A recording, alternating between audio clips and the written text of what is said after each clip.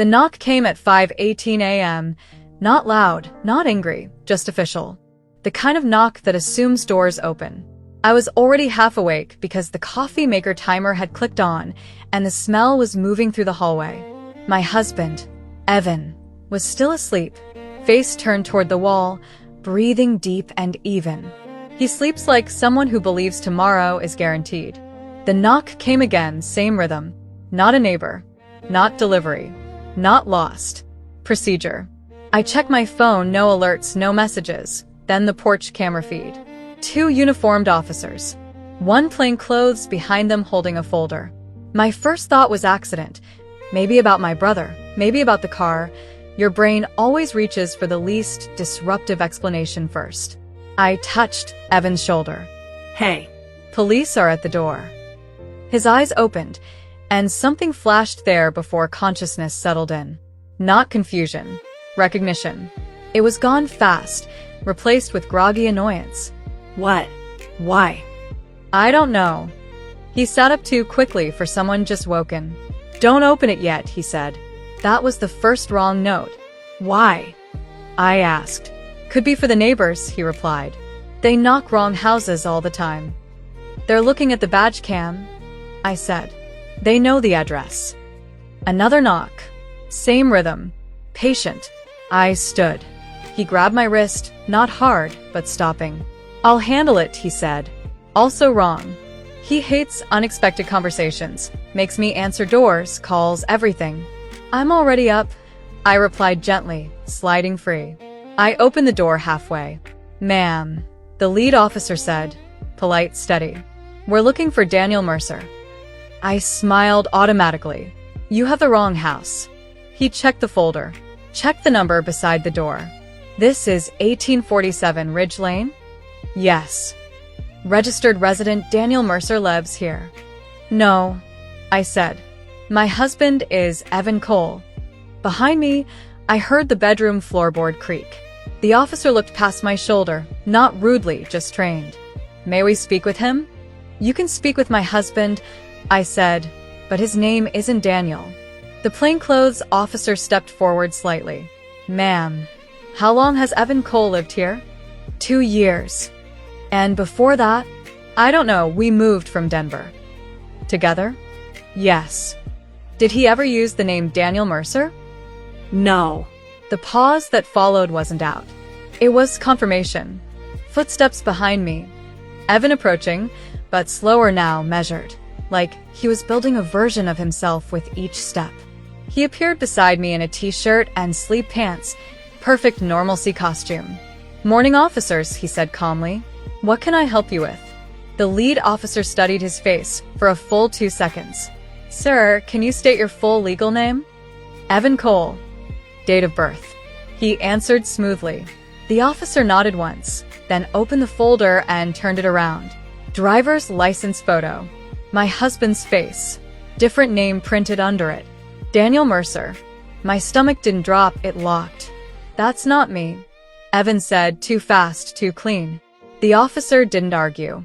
He simply produced a second photo. Beard. Shorter hair. Same eyes. Taken 3 years ago, he said quietly. People look similar, Evan replied. The plainclothes officer spoke for the first time. They also share fingerprints. Silence widened the doorway. I turned slowly toward my husband. Evan. He didn't look at me. He looked at the officers. Calculation running. Options closing. Ma'am, the lead officer said gently to me. May we come inside? I stepped back automatically. Training beats denial. They entered, not aggressive, not apologetic, just inevitable. What is this about? I asked. Identity verification and an open warrant, plainclothes said. Warrant. The word has weight. It changes oxygen density. Evan Daniel, whoever he was, finally looked at me. This is a mistake, he said softly. But he didn't sound confused. He sounded cornered. Sir, the officer said, please place your hands where I can see them. He complied, slow, cooperative, rehearsed. Not shocked. Rehearsed. Turn around, please. Metal clicked. I heard my own voice from far away. There has to be an explanation. There is, the officer said calmly. We're here to get it. They guided him to the dining chair, seated, secured. Procedure precise and almost gentle. I stood frozen beside the coffee machine that had just finished brewing for a man whose name apparently didn't exist. How long has he used the name Evan Cole, the officer asked me. Since I met him. And when was that? 2.5 years ago. Where? Denver. Conference. Did you ever see his passport? He said it was lost once. Replacement in process. The officer wrote that down without comment. Any prior addresses you can recall? I listed them. He wrote them all. Each line felt like I was testifying against my own memory. I want a lawyer, Evan said quietly. You'll get one, the officer replied. After transport. Transport. Not questioning, not clarification. Transport. This was real, not mistake real. I finally asked the question that should have come first. What is the warrant for? The plainclothes officer looked at me, measuring what to disclose. Fraud, he said. Then after a beat. And something older. Older is worse than bigger. They stood him up. He looked at me again, this time with something like regret, but not confession. I was going to tell you, he said. That sentence, always a lie, because truth doesn't wait for arrest schedules. Tell me what? I asked. But they were already walking him to the door. On the porch, he turned once more. Check the blue storage box, he said quietly. Then they put him in the car and drove away with my husband and his other name. The patrol car turned the corner and disappeared, but I stayed on the porch long after the engine sound was gone. Cold morning air, bare feet on concrete, coffee makers still beeping inside like nothing had changed. Except everything had. Neighbors' curtains moved, subtle. Curious. The neighborhood version of sirens. I went back inside and locked the door out of instinct, not logic. If the police just took your husband, locks feel symbolic. The house looked staged. His mug on the counter. His running shoes by the mat. His jacket over the chair. The green one he said he'd owned since college. Since which college, I wondered now. My phone buzzed. Unknown number. This is Detective Ruiz. My card is in your door. Please call when ready. I checked the frame. Small white card tucked in the trim. I didn't touch it yet. Instead, I stood very still and replayed every micro moment from the doorway scene. The wrist grab. The don't open it yet. The too smooth name answer. Rehearsed denial. Not shock, process. That's when his last sentence replayed clearly. Check the blue storage box. Not call my lawyer. Not I'm innocent. Logistics instruction. I went to the garage. We had exactly one blue storage box. Heavy plastic, locking lid, shoved behind camping gear and paint cans. He told me it held old tax papers and cables. I dragged it forward. Dust outline showed it hadn't been moved in months, or had been moved and carefully put back in the same footprint. The lid was zip-tied. Tax papers don't get zip-tied. I cut it with kitchen scissors. Inside was no chaos, only order. File folders. Waterproof envelopes. A small lockbox. A burner phone wrapped in bubble plastic. My pulse stayed steady, which scared me more than panic would have. I opened the top folder. Passports. Plural. Same face. Different names. Daniel Mercer, Evan Cole, Adrian Cross. All with high-quality printing, embedded chips, entry stamps from different countries. I sat down on the garage floor. Identity layering isn't impulsive. It's engineered. Next folder. Driver's licenses for states, same photo variations. Beard/no beard/glasses/no glasses.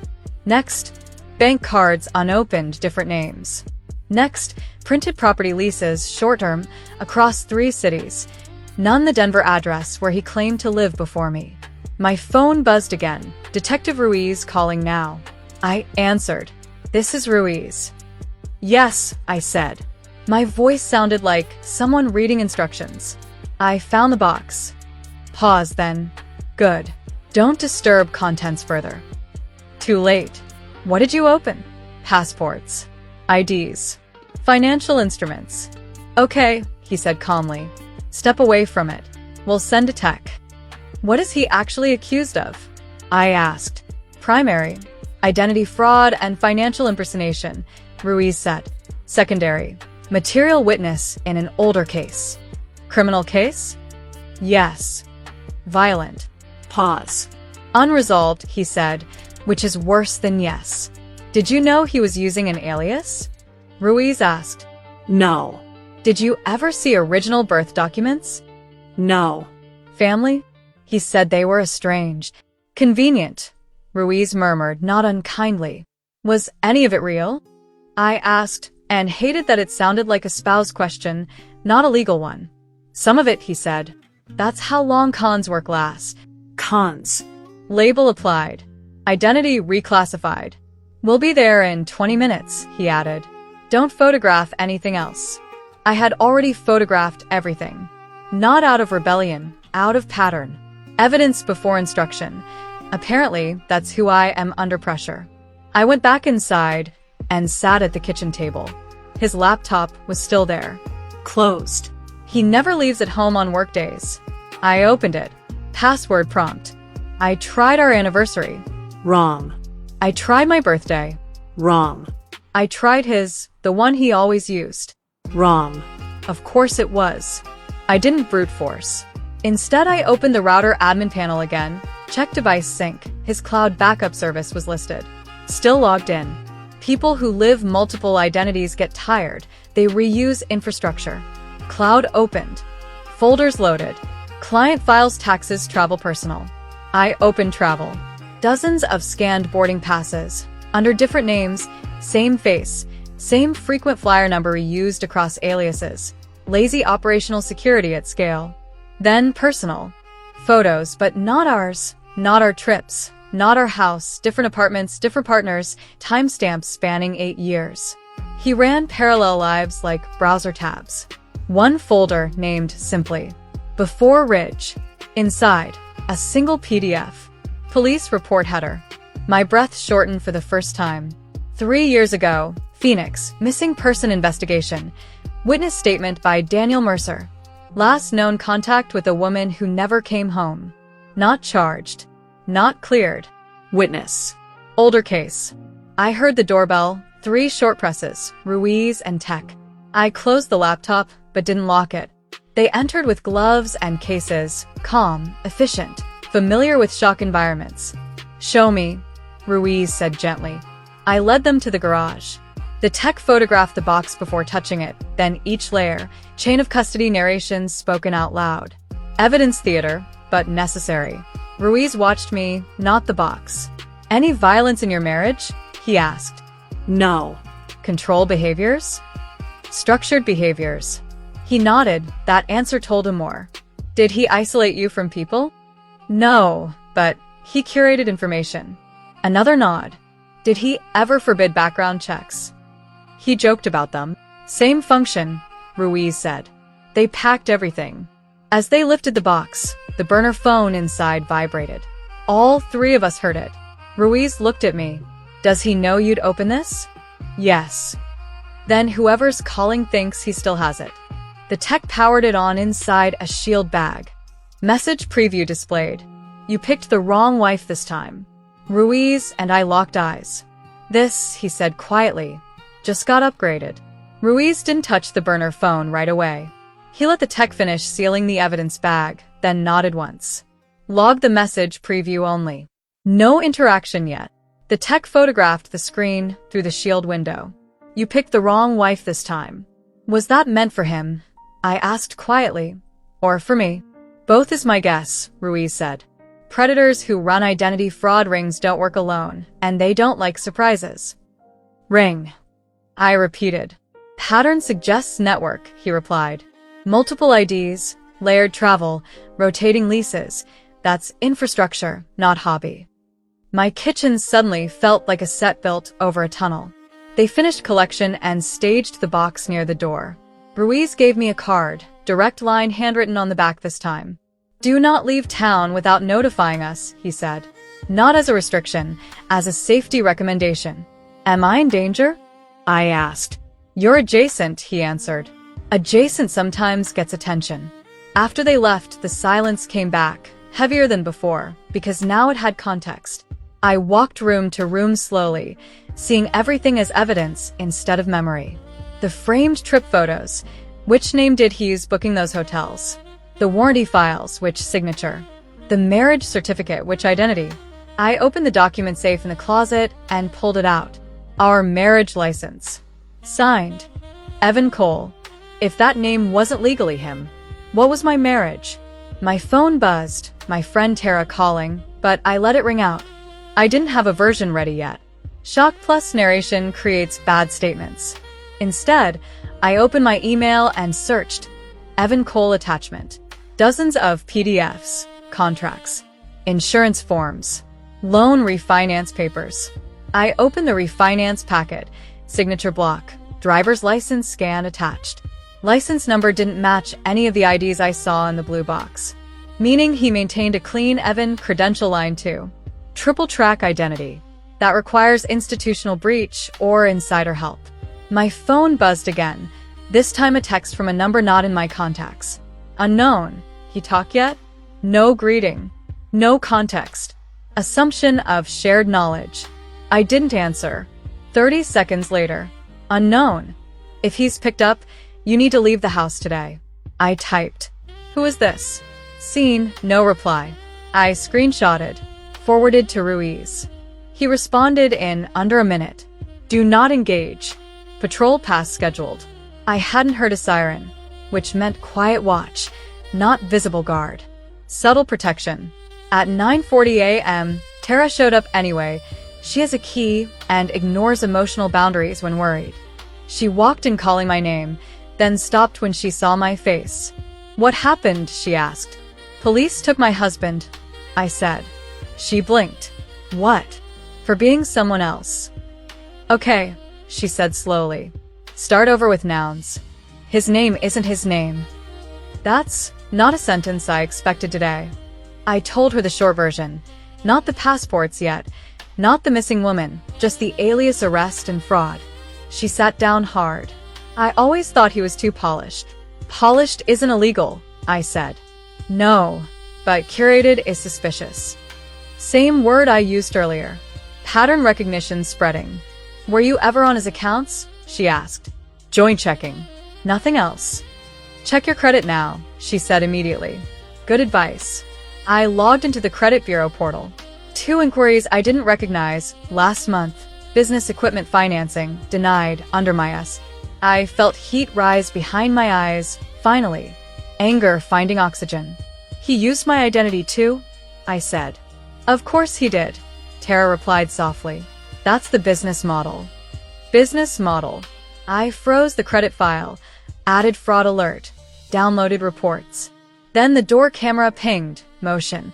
A delivery driver. Small padded envelope. No sender name.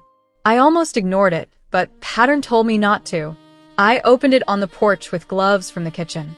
Inside, a USB drive and a folded note. Block letters. You deserve the full file. L. No stamp. Hand-delivered. I didn't plug it in. I photographed it, bagged it, texted Ruiz. His reply. Hold. I'm rerouting tech. Tara watched me. You're handling this like an auditor.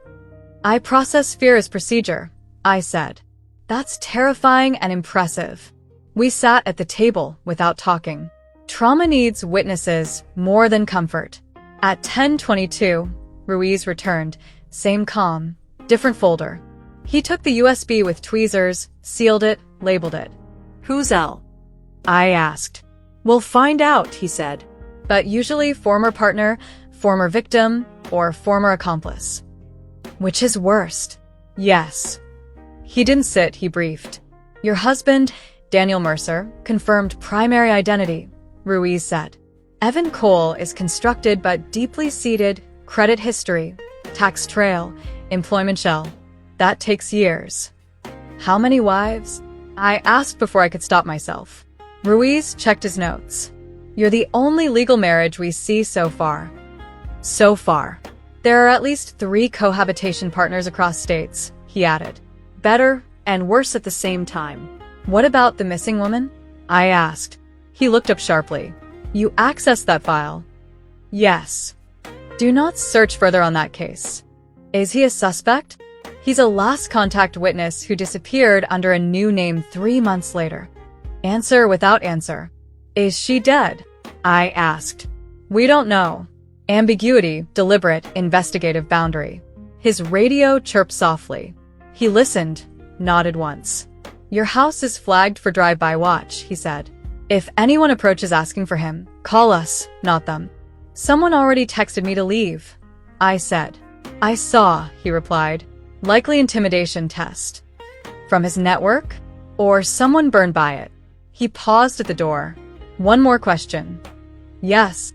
Tell me about the conference where you met him. Denver. Tech Compliance Summit. Did he present? Yes. Ruiz frowned slightly. Under which company? I opened my photo archive, found the badge picture zoomed. Company name printed. North Stream Risk Consulting. Ruiz exhaled through his nose. That company dissolved 5 years ago. I stared at the screen. He gave a keynote. I whispered. On what topic? Ruiz asked. I read the badge subtitle. Identity Verification Systems. We looked at each other. Of course, Ruiz said quietly. Of course, Ruiz said quietly. He didn't explain the sentence. He didn't need to. Some ironies are self-evident. The man who built 3 identities had lectured about verification systems under the name of a company that didn't exist anymore. After he left, the house felt less like a home and more like an active file.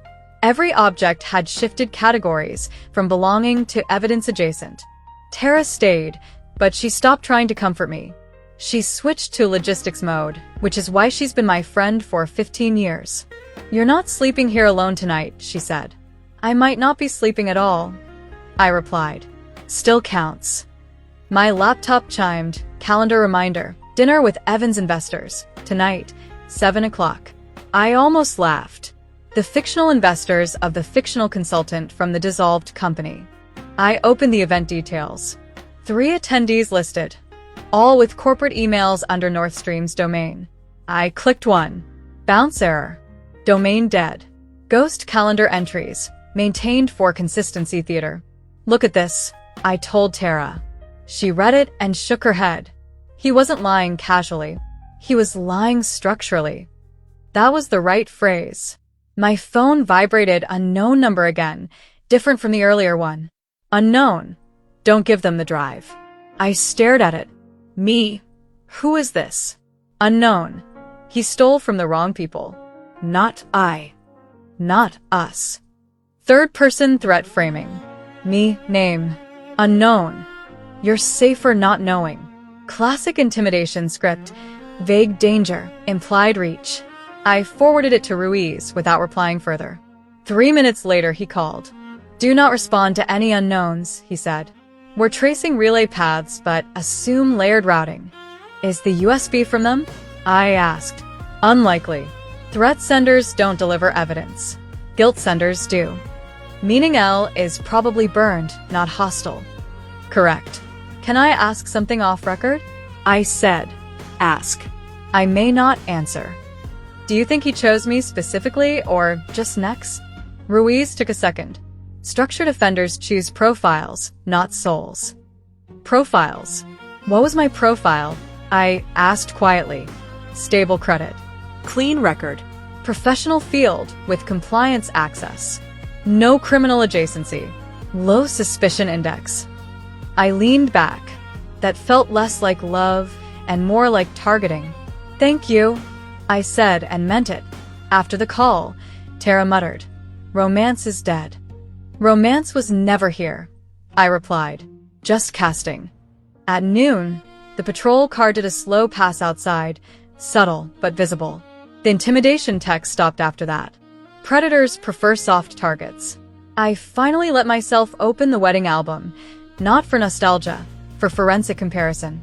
Background faces, guest list, signatures. Half the people he said were college friends never appeared in any tagged photos beyond that day. Hired attendance was suddenly a real possibility. My email pinged. New message, subject line. Mercer, urgent. Sender. Larkin, Dana, private address. Short body text. I'm the one who sent the drive. He used me first. I won't testify unless protected. L. Initial matched the note. I forwarded immediately to Ruiz. He called back faster this time. Do not reply yet. We'll contact her through official channel. Is she credible? If she's using that name, yes. She filed a civil fraud complaint under seal 2 years ago. Defendant disappeared before service. Daniel Mercer disappeared. Evan Cole appeared. Continuity confirmed. What did he take from her? I asked. $500,000 through layered business instruments. Scale recalibrated. My stomach finally reacted, not to betrayal, to magnitude. Tara whistled softly when I told her.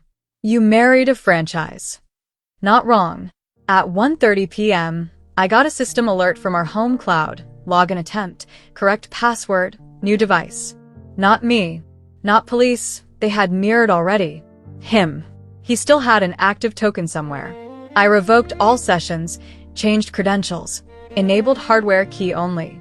Years in compliance training suddenly paying emotional dividends. 2 minutes later, text from unknown. Unknown. That was rude. Me. Identity theft is ruder. No reply after that.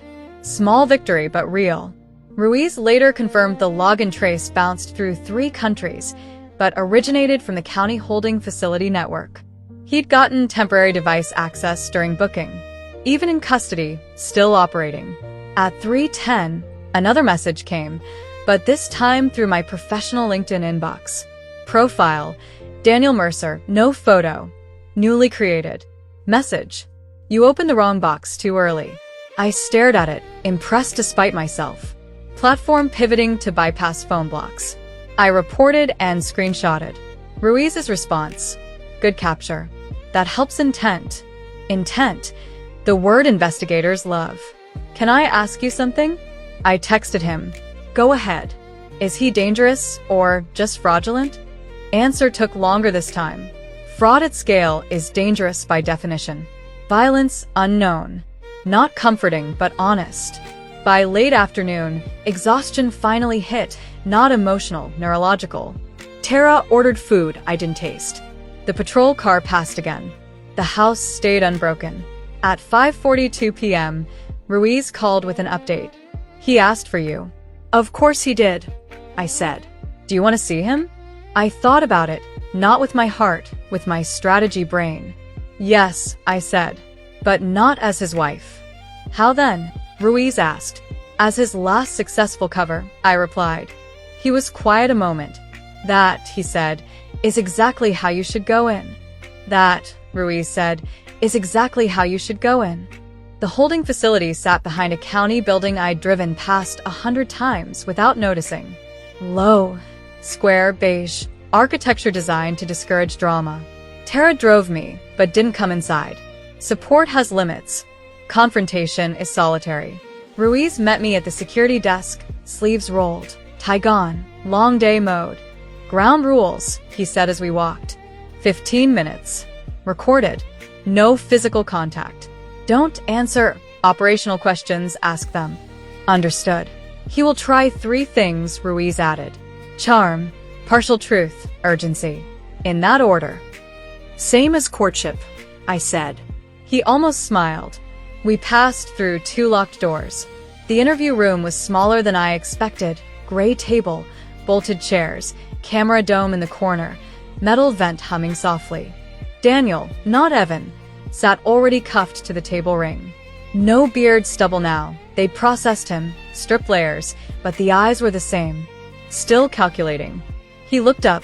Relief flashed, then rearranged into warmth. You're okay, he said. Answer, not question. I replied, taking the seat across. A flicker, he noticed the shift immediately. I wanted to explain, he began. Start with your name, I said. He held my gaze. Daniel Mercer. Legal?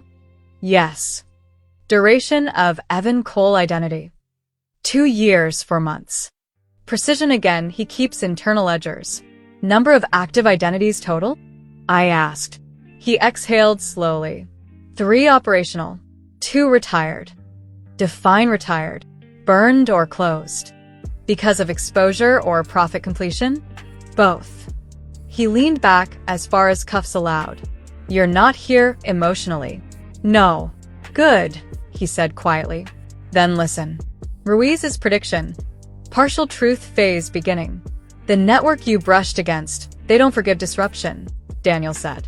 You need to leave town. I don't take safety advice from suspects, I replied. Not suspect, participant adjacent. Better vocabulary. Same guilt. His mouth twitched. Irritation. First real crack. I never meant to involve you, he said.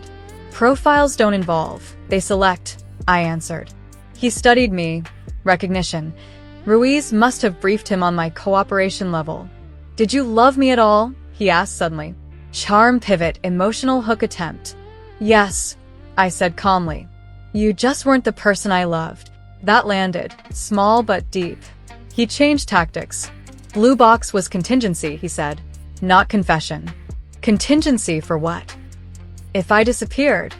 Why would you disappear? Because sometimes witnesses get upgraded.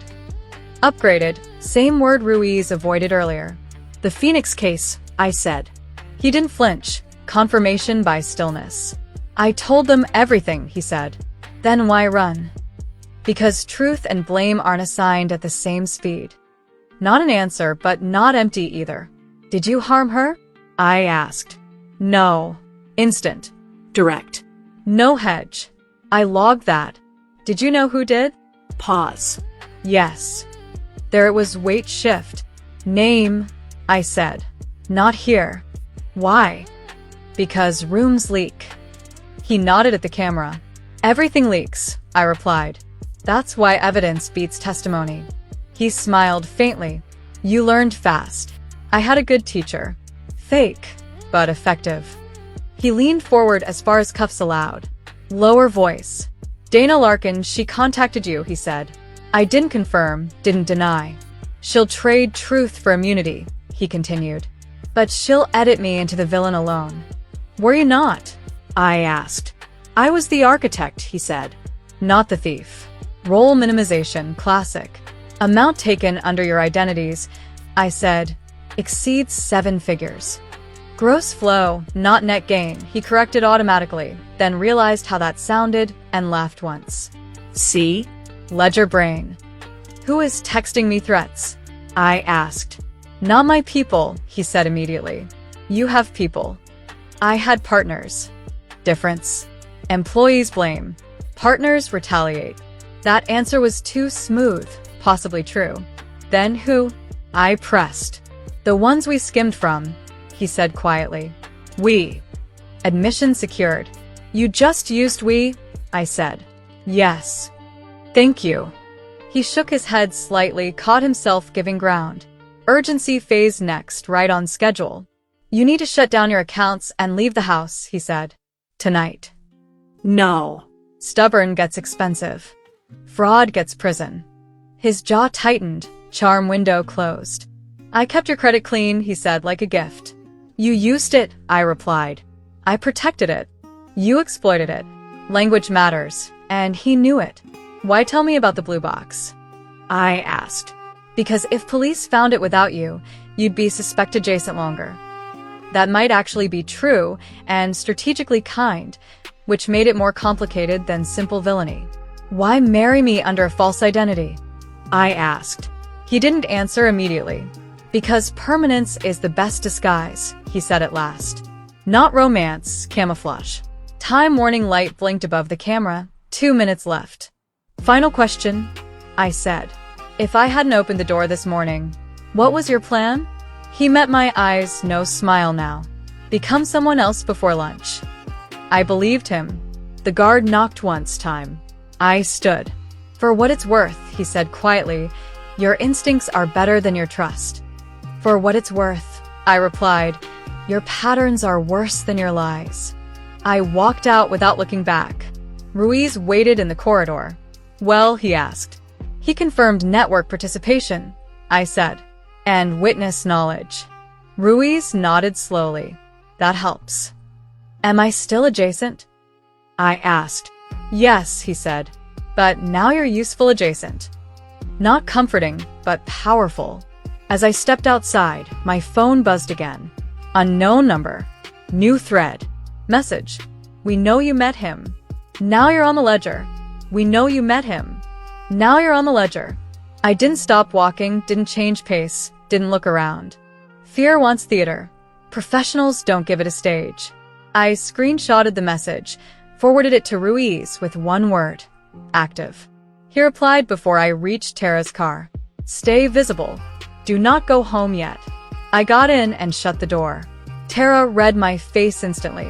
More? Yes. Danger more or drama more? Ledger more. She didn't understand. Good, fewer people should.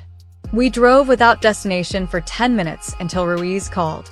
We're moving you to a hotel under protective alias for a few days, he said. Pack essentials later with escort. Is this precaution or reaction? I asked. Both. Did they trace the message?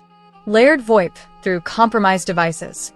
But the phrase ledger matches language in 2 open financial exploitation cases tied to Mercer Circle. Circle, not network. Terminology tightening. Did he give you names? Ruiz asked. Not directly. He confirmed partners and scam victims. That aligns. Tara glanced over. You're being relocated, aren't you? Yes. Good, she said. I was going to kidnap you myself.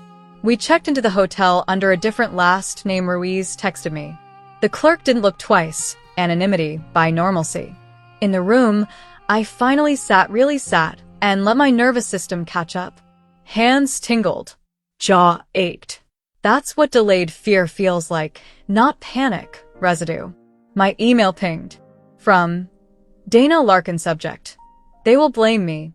Body. If they tell you I ran the accounts, that's only half true. He built the shells. I moved the funds. They want one villain. He wants me to be it. I didn't answer. Forwarded to Ruiz. He called again. She's negotiating already.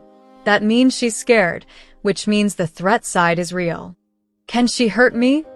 I asked. Directly? Unlikely. Indirectly? Maybe, if desperate. What does she want? Position. Same word Daniel lived by. At 6:40 p.m., the TV in the hotel room, muted, showed a scrolling news ticker. Multi-state financial identity ring. Arrest made more expected. No name yet. But it was him. It was already public adjacent. Tara read it and whistled softly. You don't marry small. Apparently not. My phone buzzed. Not unknown, my bank. Fraud alert. Attempted wire. Blocked. Originating from a flagged brokerage account. His account. Even in custody, the machinery kept trying. I locked everything down another layer. Verbal passwords, transaction pins, transfer freezes. Process over emotion. Again. Then Ruiz texted. We ran the USB. You need to see summary, not files yet. He sent a brief. Shell companies mapped, identity templates, partner initials list, payment routing trees, one column labeled, spouses/covers. My name was there, not as victim, as asset type. I stared at that line longer than any threat message. Tara saw my face change. What? He categorized me, I said quietly. Like equipment. She swore under her breath. At 7:12 p.m., another message hit. New number, new routing. Unknown. Ledger entries can be erased if cooperation is good. I wrote nothing. Sent to Ruiz. He called immediately. That's recruitment language. For what? Witness steering. Maybe laundering testimony. Answer? No response. Silence is refusal. Do they escalate silence? Sometimes. Good, I said. Predictable is manageable. He paused. You're adapting unusually fast.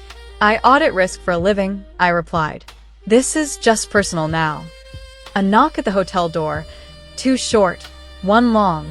The pattern Ruiz told me to expect. Uniform outside. Local officer signed watch. Routine presence, he said. You're good. Visible protection again. Message outward, not inward. At 8:03 p.m., my phone rang from the jail system. Inmate call, Daniel Mercer. I looked at the screen.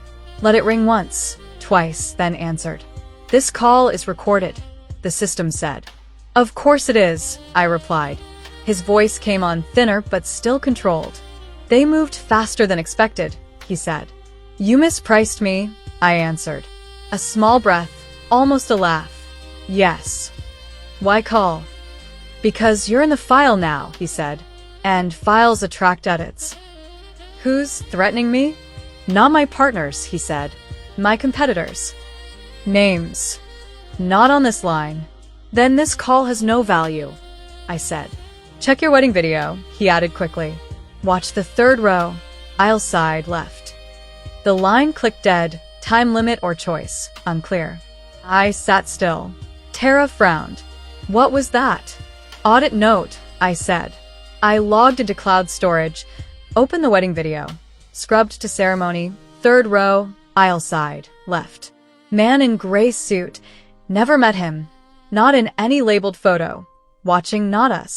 Watching exits. I froze the frame. Zoomed. Earpiece wire visible against his neck.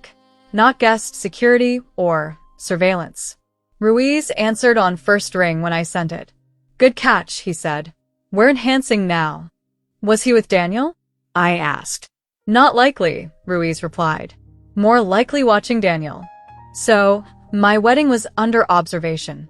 "Yes." I leaned back slowly. "Then this started before me," I said. "Yes," Ruiz answered. "Much before." "Yes," Ruiz answered. "Much before." I didn't sleep that night. Not from fear, from reconstruction. When your past gets relabeled as evidence, memory stops being sentimental and becomes forensic.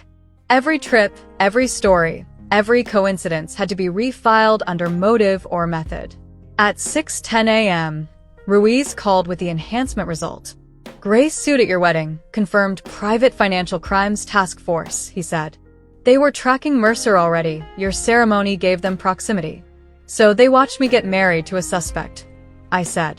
"They watched a target reinforce a cover," Ruiz corrected. "Different lens." "Why not warn me?" "Because at that stage you weren't in danger, and warning blows long investigations." I accepted that. I didn't like it, but I accepted it.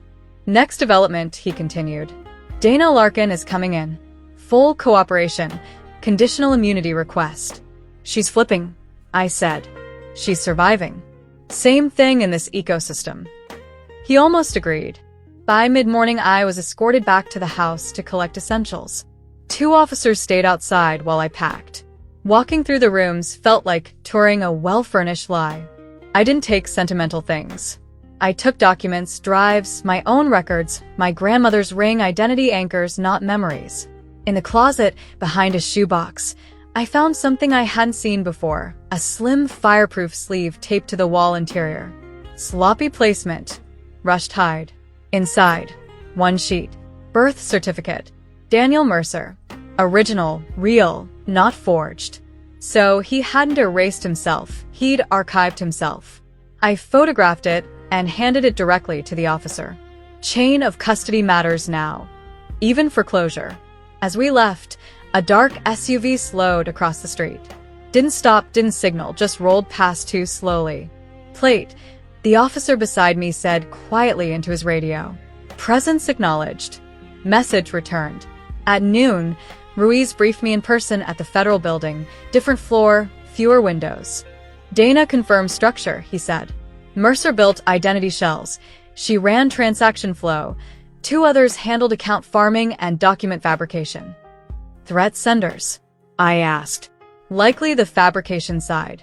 They lose the most if he talks." "Will he?" Ruiz gave a small, dry smile. "He already is, selectively." "Of course." "He asked about you again," Ruiz added. "Not relevant," I said. "It is to him. Then it's leverage," I replied. Ruiz didn't argue. "Dana gave us one more thing," he said, sliding a printed still frame across the table. My wedding, different angle, gray suit man, and beside him, partially turned, Daniel, watching the watcher. "He knew he was being tracked," Ruiz said. "He married anyway." "Why?" I asked. "Because deep cover beats shallow flight. Marriage as camouflage. confirmed from both sides now. Am I still in danger? I asked. Risk declining, he said. Exposure reduces shadow value. You're no longer useful leverage, you're documented witness. That was the first truly comforting sentence in 2 days. What happens to him? I asked. Fraud stack alone is decades, Ruiz said. Add conspiracy and obstruction more. And the Phoenix case? Reopened with new testimony path. Unfinished threads getting oxygen. That afternoon, the news named him Daniel Mercer, alias Evan Cole, charged in multi-state identity and financial fraud scheme. My phone exploded, messages from people who knew Evan, none who knew Daniel. I answered none. Narrative control matters. By evening, Ruiz called one last time. You're cleared to return home without escort tomorrow, he said. Watch remains, but downgraded. Thank you, I replied and meant all of it. One more thing, he added. Dana asked me to pass a message. I waited. She said, and this is a quote, he finally picked the wrong cover because she audits instead of trusting. I smiled faintly. Accurate. When I went home the next day, the house felt smaller but honest. Truth removes volume from rooms. I changed the locks myself. Not because police told me to, because symbolism matters. I boxed the wedding photos, not destroyed, just archived under a different label. Operational period, Cole identity, not grief. Classification. That night, I sat on the porch where the knock had come and replayed the exact rhythm in my head. The sound that broke the illusion. My phone buzzed once more, unknown number, final message. Ledger closed. I forwarded it to Ruiz. His reply came back. Confirmed. I turned off notifications, set the phone down, and listened to the ordinary night sounds return. Traffic, wind, a distant dog barking, reality without performance. I didn't lose a husband. I closed a case I didn't know I was living inside.